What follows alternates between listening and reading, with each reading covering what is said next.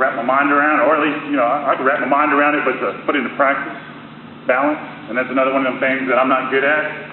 I'm not, not perfection, but I do practice that. And I try to catch myself, and that's the main thing. I don't have balance in all areas of my life, but I do notice when I don't. And I try to make adjustments.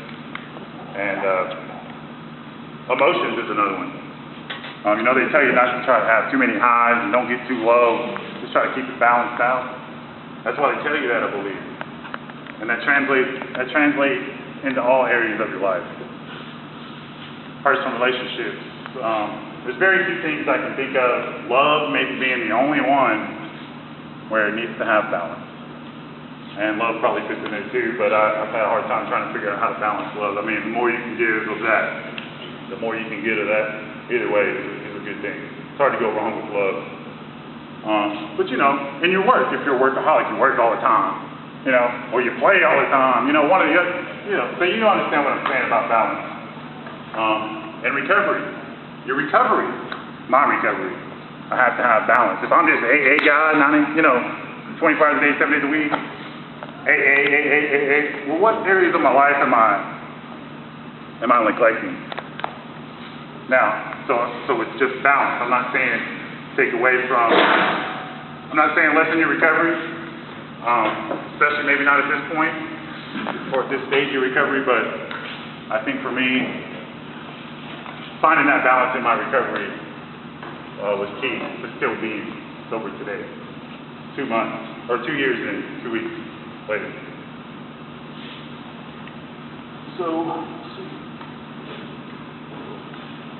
And I think that translates too, because in AA, I noticed that there's a lot of paradoxes. And those are kind of fun for me. Paradoxes, you got to give it away if you want to keep it. We got to surrender to win. You got to die to live. Those kind of things. Balance.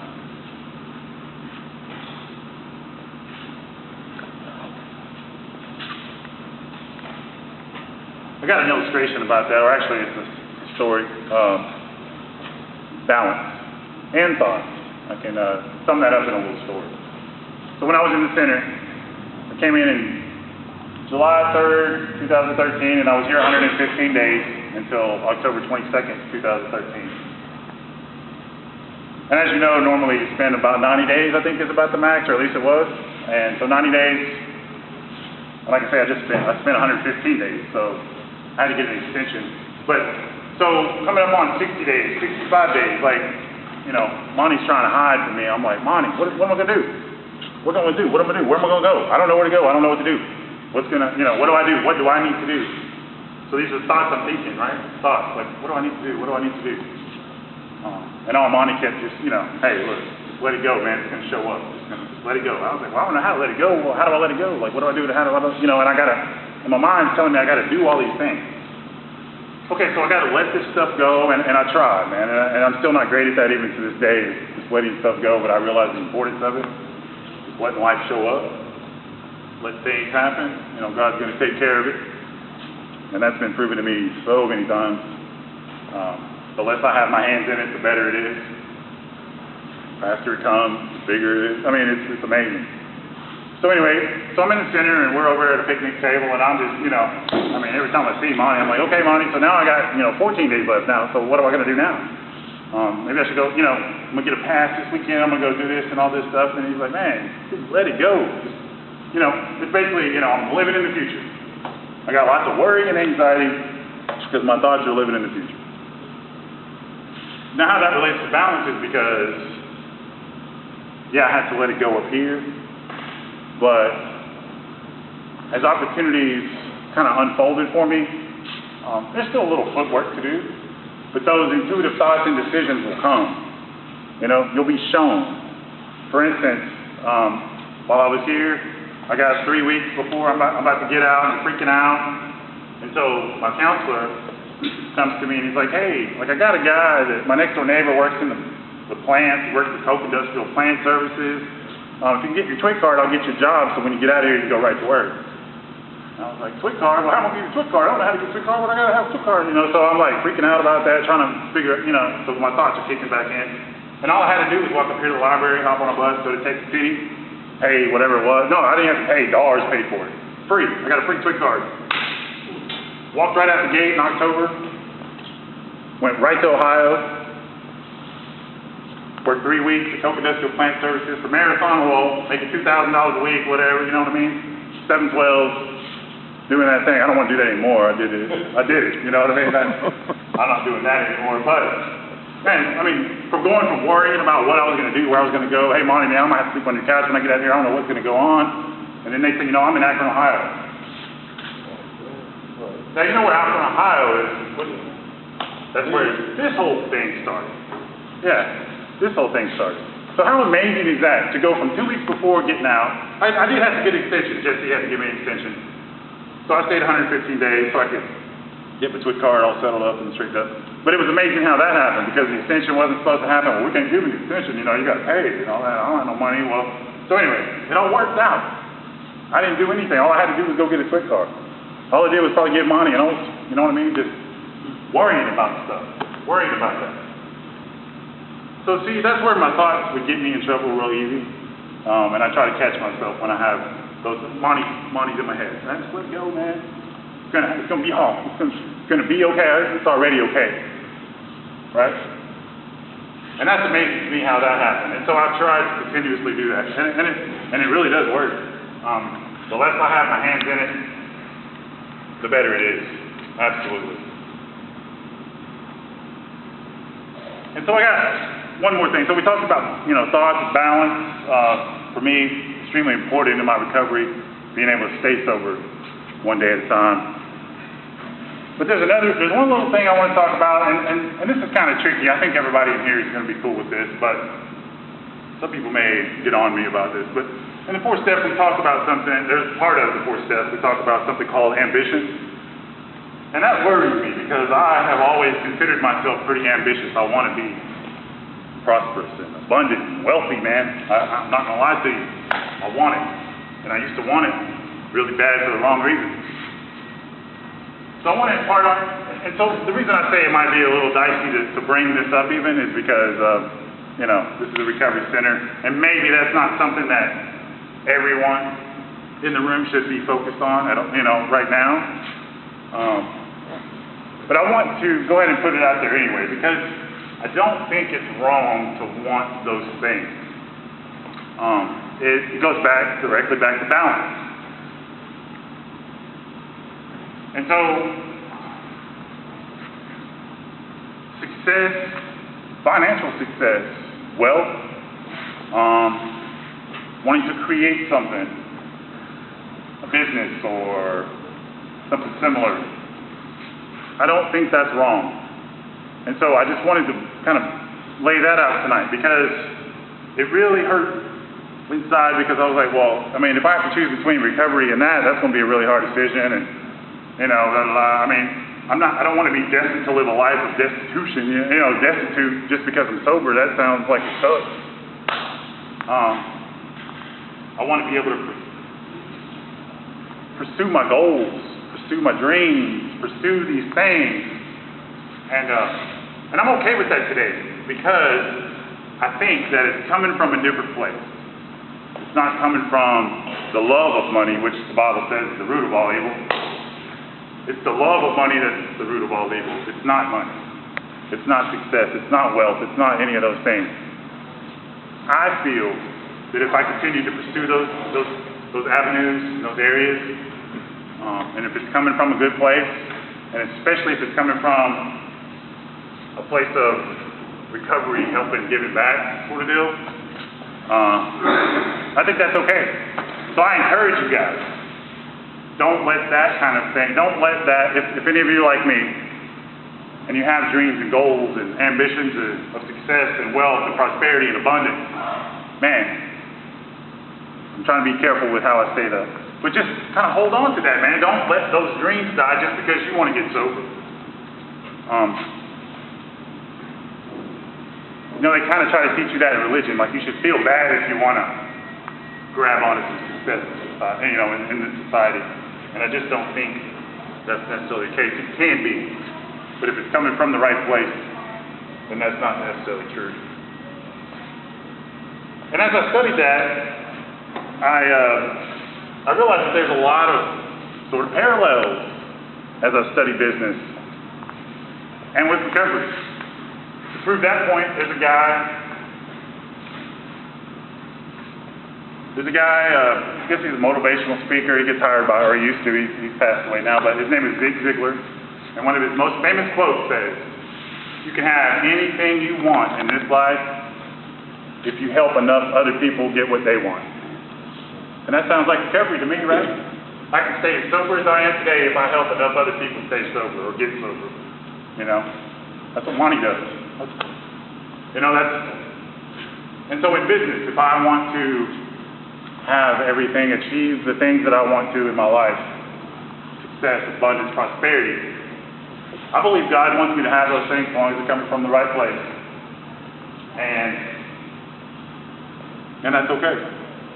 I just wanted to kind of put that out there.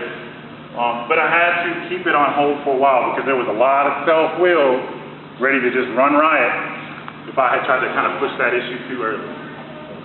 I'm not saying everybody get up in the morning and tell the counselors that you're going to go out and start a business. It's maybe not the time, but hold on to that, man. Don't let that go. Don't sacrifice that just because you're sober, just because you try. I mean, integrate it. Make it part of each other, and that's what I'm trying to do.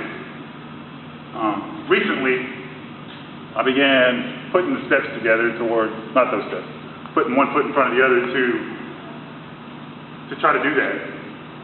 So I created something called Sober Wealth. And Sober Wealth, all it is, it's just in infancy right now, but it basically is that. It's to bridge that gap between guys like us who come in, get a solution. Maybe you came from the street, maybe you lost everything when you came in, or whatever the case may be. But I know from my experiences that a lot of people, we don't just have a nice plush place to go back to. So I'm trying to create something, an organization, a community, a business that'll kind of help bridge that gap.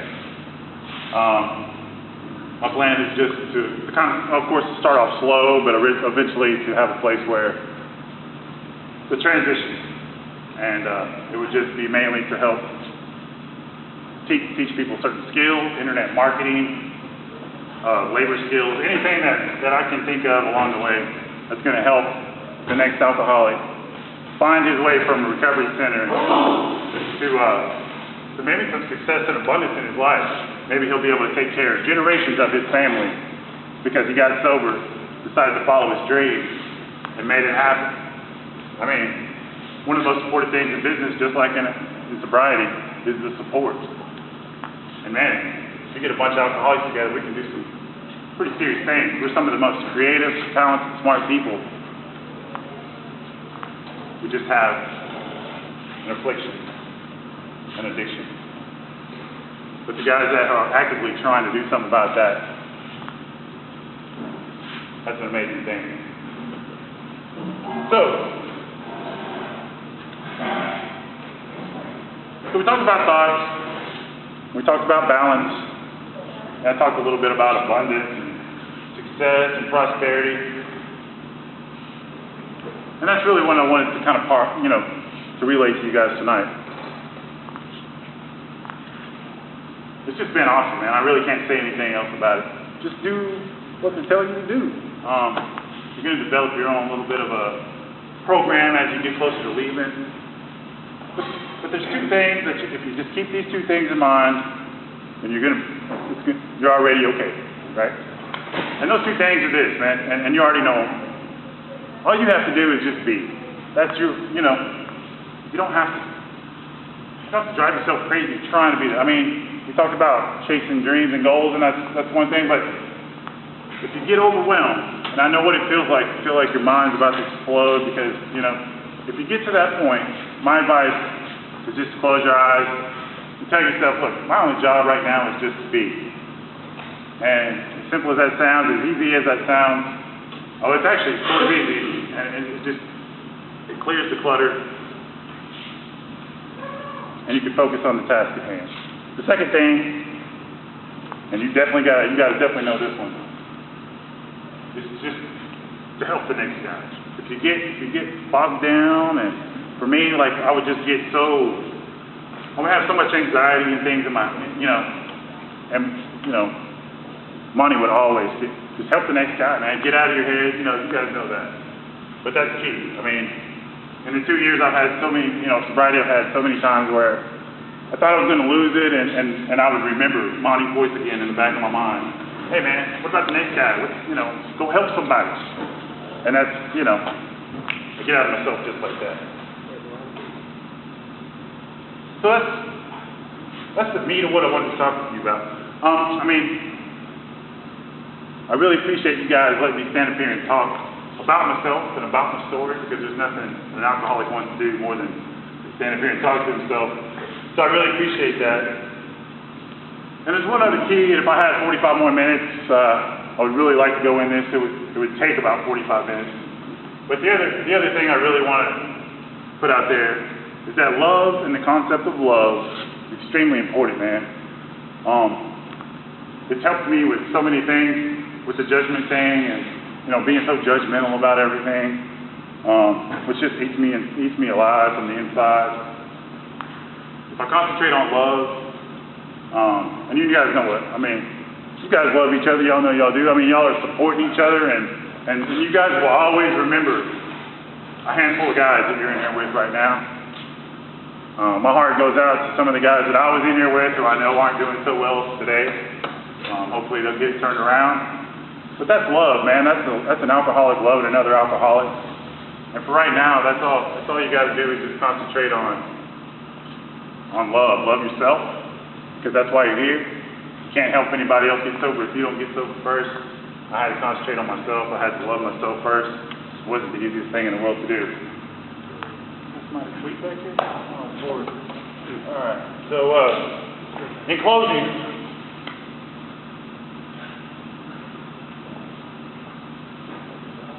I just want to say this is sort of straightforward and kind of to the point.